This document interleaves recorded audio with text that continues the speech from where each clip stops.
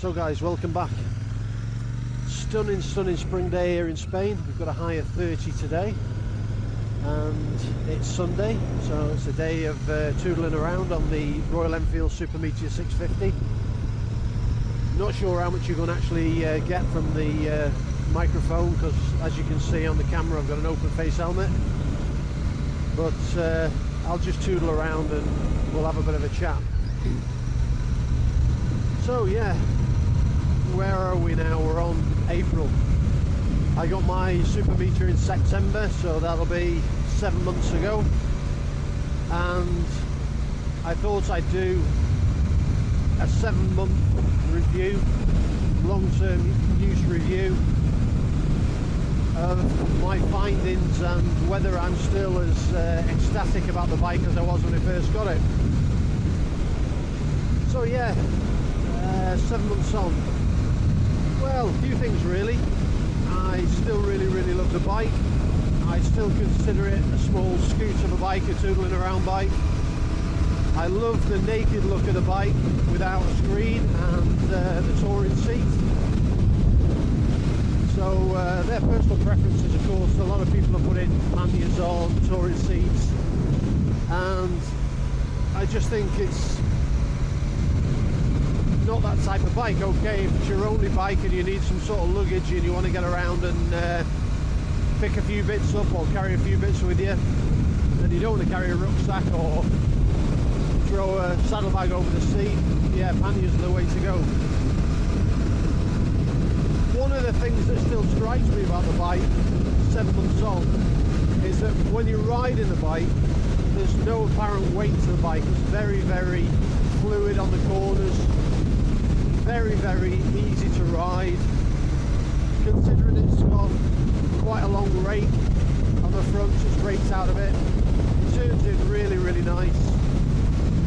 The suspension is still a problem, but again, as I mentioned in earlier videos, that's down to the design of the bike and the type of bike it is, and maybe we'll address that sometime in the future, because obviously when I take my wife out on this bike, it's not the most comfortable bike to take a pillion on, so obviously she feels the bumps on the back end quite severely.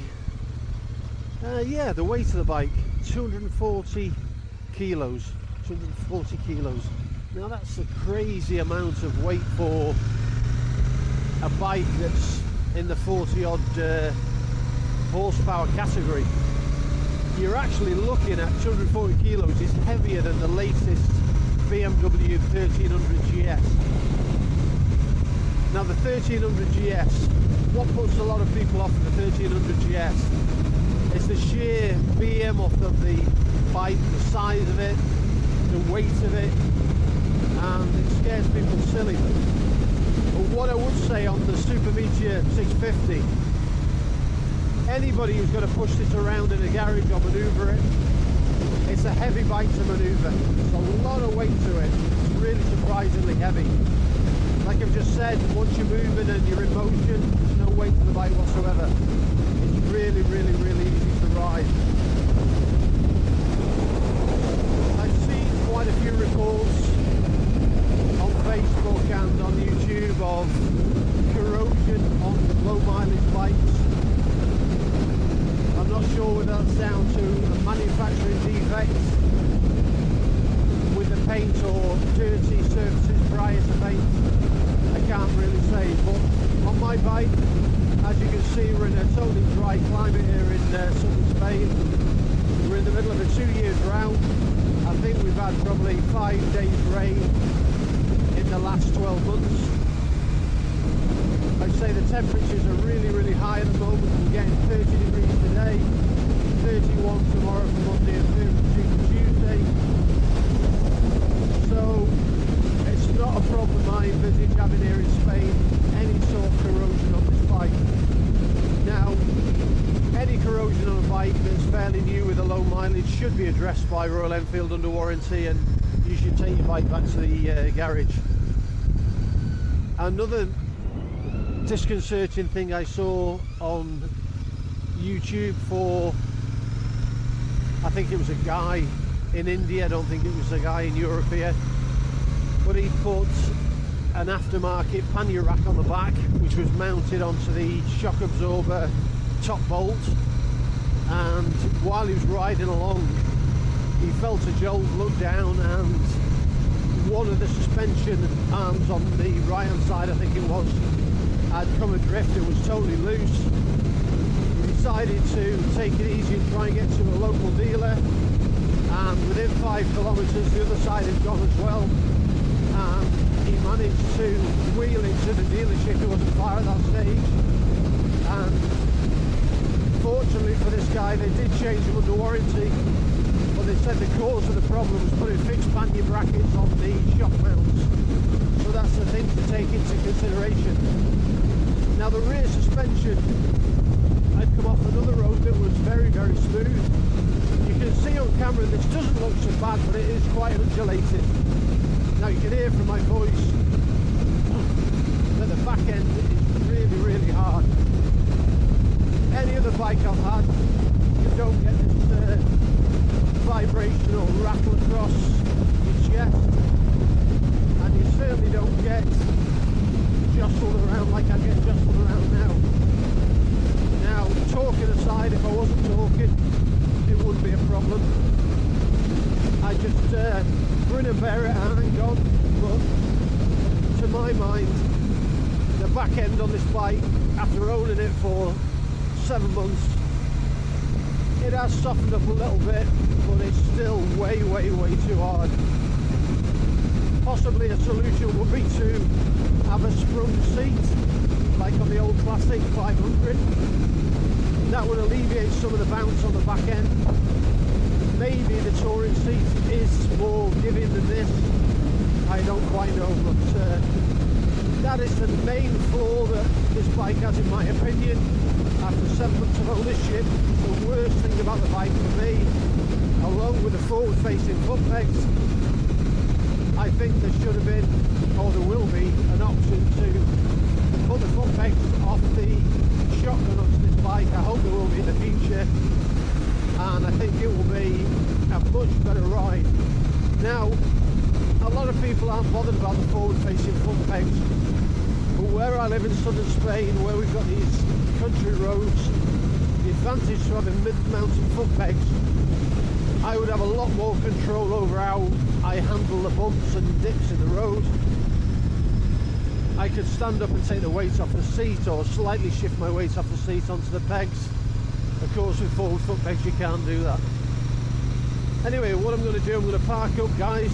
Like I say, I'm not sure if any of this I've recorded has come out due to the fact that I've got an open face helmet on, but if it has, I'll splice it onto the rest of the video that I'm going to do when I park up. Now I'll take the bike to one of the normal places I park up, and we'll do a bit of a walk around and talk about things on the bike that I like and dislike after 7 months, and my opinions on this bike compared to the shotgun, which is a cheaper version of the Super Meteor 650, and what bike you should buy, or if you should buy any of these bikes at the moment. So stick with me, guys, and I'll catch you later on in the video. So guys, here we have parked up. I'm going to try and carry on this video. Bit of a wind noise here, and unfortunately the separate microphone that I've got for the camera, the battery's just died on it, so you'll have to bear with me if there's any wind noise over this video. Yeah, 7 months in, as I was saying on the previous part of this video. That's if the previous part of the video the voice has come out on the microphone. If not, you'll just be getting this piece. So I've had the bike now 7 months. I bought it last September. We're now in April, well into April at the moment. And what can I tell you guys? Like I spoke about earlier as we were riding along, the weight is an issue. I mean, depending on your strength, your size, I don't want to go into male, female here because obviously that's being a bit sexist, but it is a big bike. It's a heavy lump of a bike.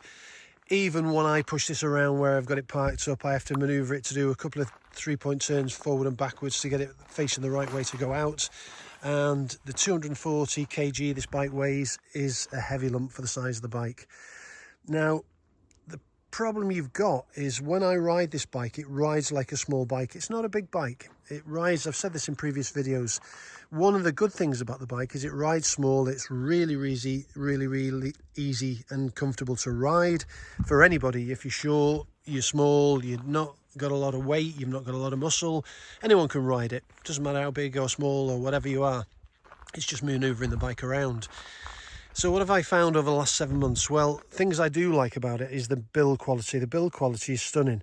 Like I said previously, as I was riding along, there has been problems in India with paint around this area on the bike that I'm pointing out now. There's been sections here where the paint has started to deteriorate and flake off. So whether there's been some sort of grease on the surface prior to painting, I don't know. Could be a problem if that was the case. Heat off the engine, maybe, with it being an air-cooled engine, also could be a problem.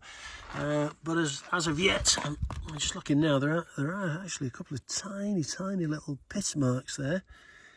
Probably won't pick it up on the video, but I'm just seeing a couple of pittings. And this is where the previous videos that I've seen from guys over in India, this section here is pitted underneath the paint, as you would have got in old cars where the paint came from underneath.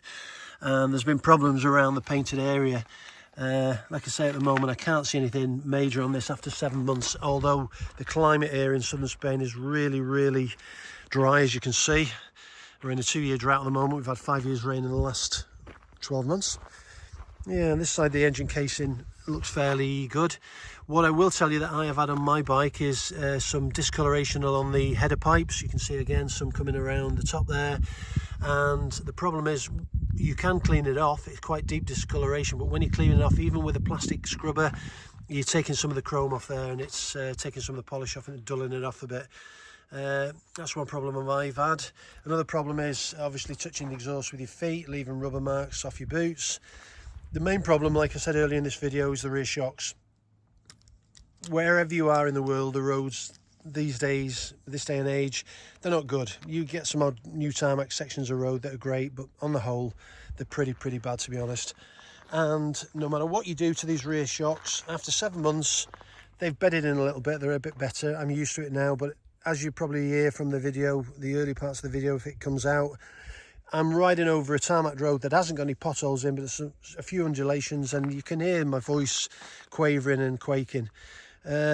So that's the only thing I would say that I have found that is really disappointing, is the rear shocks. And I mean, that can be addressed. Obviously we can get new rear shocks, but the problem is we've only got a very small amount of travel on the rear end, so that's going to be a problem. I haven't had a problem with the Seat tyres. They've been grippy. Everything else about the bike's been good. You know my opinion on the front forward facing pegs, and that's down to the fact that I can't get the weight off the seat going over a bump, and you get this jar through your spine that really knocks you sick. It's that bad, the suspension. Build quality, to my mind, looking at the new Shotgun, the build quality on this is better, the finish is better. The Shotgun is a cheaper price bike, and that is reflected in the way it's built. Not much more I can say, really. It's very enjoyable to ride. I won't be selling it. I really do enjoy it. My wife enjoys it. She doesn't like the harshness of the back end. She wants me to put a touring seat on, but I refuse to do that because I love the style of the bike. Hence, it's got no screen on the front, etc, etc. So the only thing I would change on the bike after 7 months of ownership is the rear shocks and the forward pegs. I'd put some mid-mounted pegs on it, like mid-mounted controls on it rather, like the Shotgun, and maybe do something with the rear shocks. The rest of the bike, superb. Handles well. Considering it's only a small bike in stature, it's only a small bike when you're riding it. It's a lump of a bike, but I just can't see the point of making this into a bagger. That's what I'm trying to say. Making this into a baby Harley Davidson bagger, putting solid bags on the back, a big screen on the front. It's just ridiculous. It's just a little toodle of a bike. It's a scooter, in my opinion. Again, everybody has a different opinion. You may comment in the comments below and have a totally different opinion to me, but in my opinion, this is, well, you can see where I'm actually located. For me, we've got 30 degrees today, 31 tomorrow, 32 on Wednesday. Pair of jeans, t-shirt, pair of boots, pair of gloves and a helmet, and that's it. tootling around, no need to go fast. To be honest, the bike doesn't go fast. It's not a fast bike. To be honest, if you were looking for an everyday bike with the potential to take your luggage and all the rest on it, for me at 47 brake horsepower, this isn't the bike. If you're going uphill on a motorway at 70, this bike is labouring. It'll do it. You'll get up to 90. You might even hit a ton in miles per hour on it if you're pushing it, but you're going to be wringing its neck again. As I've said with earlier models of Royal Enfield, this is a big engine with a small output of 47 brake horsepower. Had it been water cooled and a twin like this, you'd have probably been looking at least 70 brake horsepower. So it's noticeable, especially in the new Himalayan with the 452 engine, with it being water cooled. A bit more power in that, and again, I'm thinking that is underpowered, to be honest. Just my opinion at the end of the day. I've seen the videos where it's doing 70 mile an hour and it's at 5,000 revs. To me, that is quite high revving at 70 mile an hour. Likewise, you can't tell what this is doing at 70 mile an hour because there's no rev counter, but for me, this is a tootling around toy that I use at the weekends to scoot around on. If I want to go anywhere on a journey, it's going to be on the adventure bike with the luggage and the suspension to match. So guys, the only things I can complain about the bike, and I've complained about them from day one, so nothing's really changed in my opinion, the forward facing controls and the rear suspension. The rest of the bike, superb. It is heavy, but it's a beautiful little bike and it's great for tootling around on. Head turner, really well made, stunning paintwork, looks the part. For me, just don't bling it up by putting a dirty great big seat on it, rear panniers and a big screen on the front, because in my mind it just looks like a baby Harley Davidson, which is just stupid for a bike of this size. Anyway guys, you may disagree with me, you may not. Give me a like, give me a thumbs up. Keep an eye out for the 900 DSX that's coming very, very shortly. They've arrived here in Spain in the dealerships only for review purposes, so they're popping up all over the show now. Some fantastic reviews and good thoughts on the DSX 900, which is basically the BMW FGS 850 Adventure. It's identical in many ways: chassis, wheels, engine. The plastics are different, obviously. The suspension components are by a different manufacturer, KYB instead of Showa. But the braking system, the electronics are by Bosch, the braking's by Brembo. So check it out, guys. I've done a couple of videos on it, but look out for my upcoming video on the DSX 900 as soon as I pick it up. Ride safe and peace out, guys. Give me a thumbs up, give me a like, buy me a coffee if you must, or you feel like you'd help my channel out. I'd be very much appreciative of it. And peace out, guys. Catch you in the next one.